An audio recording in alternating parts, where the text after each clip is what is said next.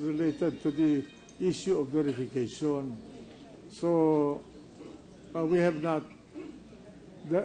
Have we released the denial?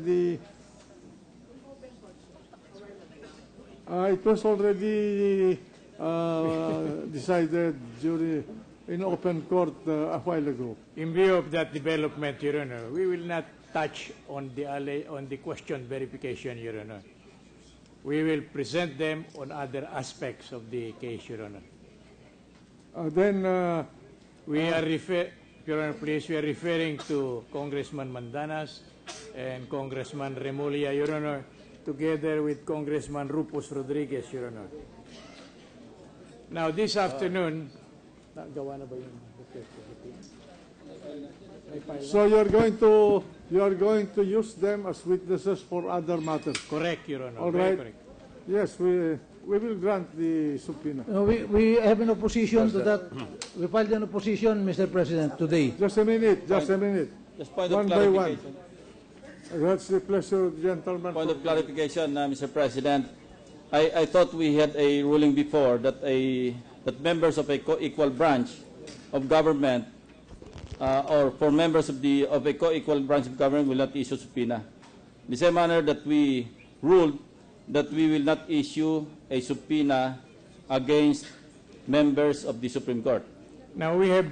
Please correct me if I'm wrong, Mr. President. Mr. President. Your Honor, we have talked with this congressman, Your Honor, and they are very much willing to testify, but they wanted at least that they should be subpoenaed, Your Honor.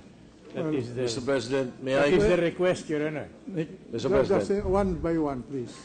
Let me hear the gentleman first.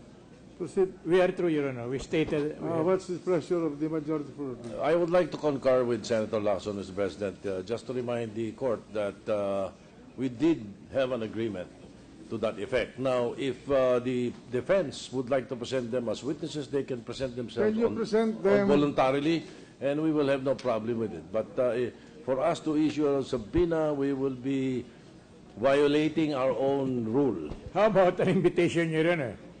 Even an invitation, Mr. President, we did not issue that to a Supreme Court justice and to a congressman that the prosecution was asking for. The sauce for the goose will be the sauce for the gander, Mr. President. The problem with the alleged prohibition is when there is an objection on the part of the person or party subpoenaed, Your Honor. In this case, we were assured when we talked to them that they have no objection to being subpoenaed. Only they wanted to make it clear that they are coming over pursuant to the subpoena. May we be heard, Mr. President? May we be heard, Mr. President? Yes. We respectfully oppose that, Mr. President, because in the case of Justice Sereno, this honorable court also told us that we should, on our own, invite her if we wish. And this honorable Senate never extended the invitation, much more a subpoena. And may we inform the honorable Senate that the rules of the House under Rule 23 governs response to subpoenas, Your Honor. And there are procedures that we will have to follow, and we invoke inter-chamber courtesy, Mr. Yeah, I suggest, Mr. Counsel, that you talk to these members of the House, if indeed they want to testify in the interest of justice, to appear here voluntarily, because we do really have this problem about subpoenaing our counterparts in the House of Representatives. Right.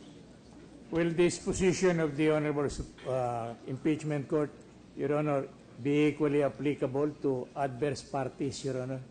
No. If they're adverse parties, I think then they are here. So I'm sure that they can testify and they can take care of themselves. Okay, then, Your Honor, we will just continue with our reiteration of a subpoena to these adverse parties, Your Honor. No, namely, you can ask them to testify if they're here. We do not have to subpoena them. Mr. President, the adverse parties are complainants in this case. But, Mr. President, may we be heard, Mr. President? The adverse party here now is the House of Representatives, Mr. President, not the individual members, because this was filed already by the House of Representatives, sir. There are no private But complainants. sir. actually, the representation of the House of Representatives are the named complainants here.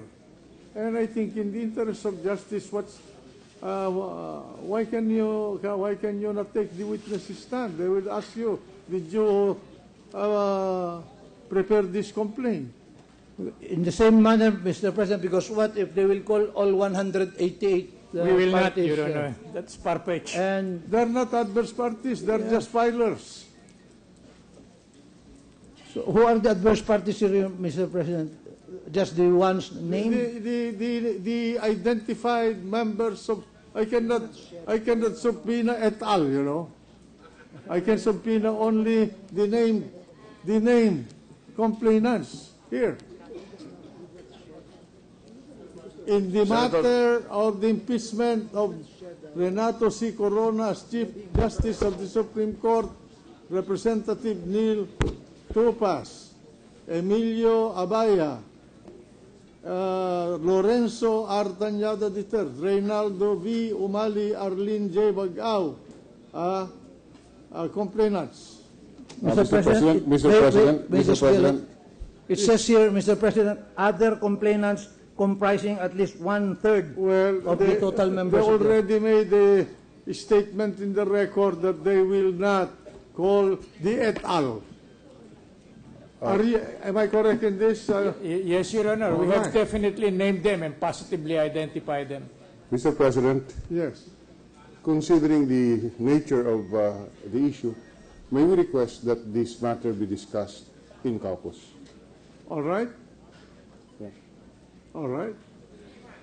Okay, then We will discuss it. we submit, Your Honor. May you recognize Senator Estrada, Mr. President? The gentleman from San Juan.